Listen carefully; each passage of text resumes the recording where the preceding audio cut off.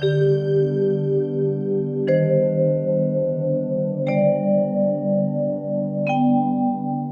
बात है पिताजी, आप परेशान दिखाई दे रहे हैं। नया राजा बावला है। क्यों? कहता है ईश्वर कहाँ है, प्रमाण दो। वह किसे देख रहा है, कहां देख रहा है, इस समय क्या कर रहा है। और नास्तिक है बेटा, जो कल तक किसी ने उत्तर नहीं दिया तो वह सारे मंदिरों से मूर्तियां हटवा देगा।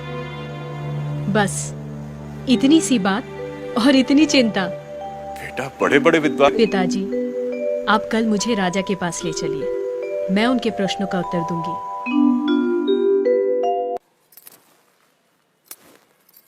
राजन, मैं प्रमाण देने के लिए तैयार हूं, पर उससे पहले मैं कुछ चाहती हूं। क्या चाहिए? थोड़ा दूध।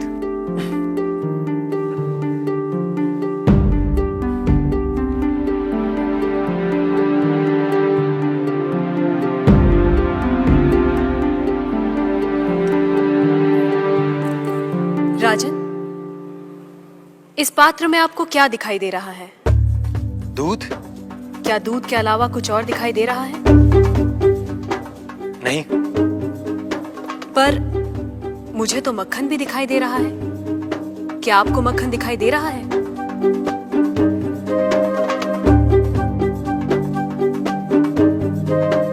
नहीं। पर राजन, क्या इसमें मक्खन नहीं है?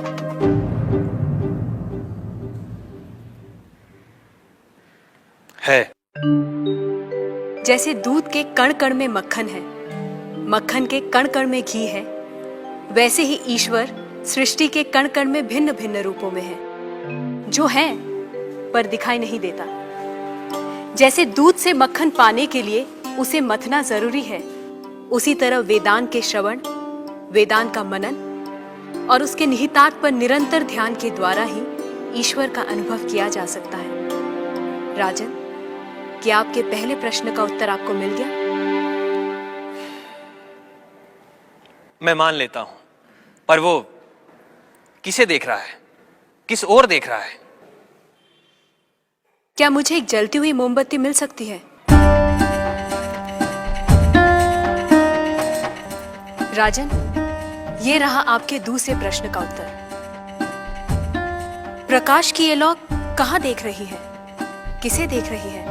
ये सभी को देख रही है। सभी और देख रही है?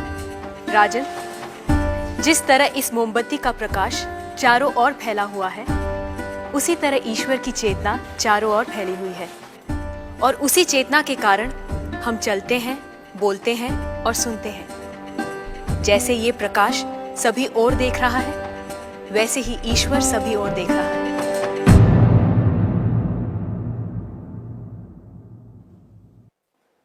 अब आपका तीसरा प्रश्न।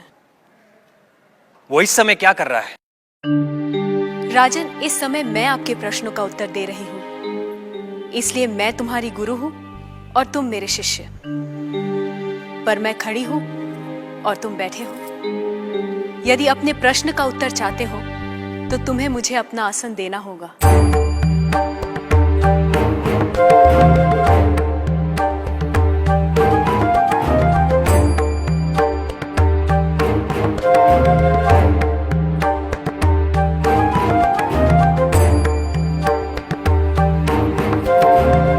राजन, ये रहा तुम्हारे तीसरे प्रश्न का उत्तर।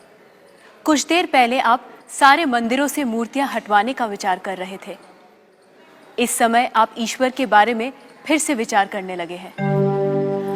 आप मेरे स्थान पर खड़े हैं और मैं आपके सिंहासन पर बैठी हूं। इधर एक राजा को सामान्य नागरिक का स्थान और एक सामान्य नागरिक को राज सिंहासन दे सकता है, ये आप देख रहे हैं। आप मेरे स्थान पर और मैं आपके स्थान पर बैठी हूं।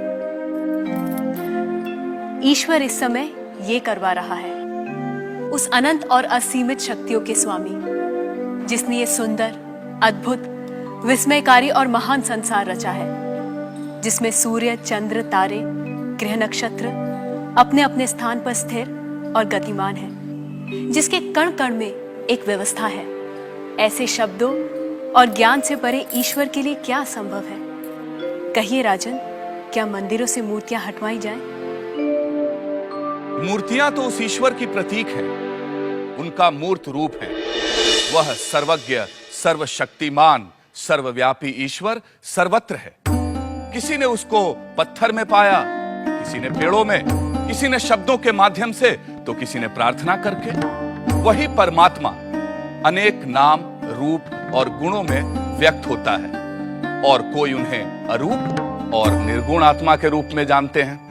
ईशास्माद्वातः पवते ईशोदेति सूर्यः ईशास्मादग्निश्चेन्द्रश्च मृत्युर्धावति पंचम इति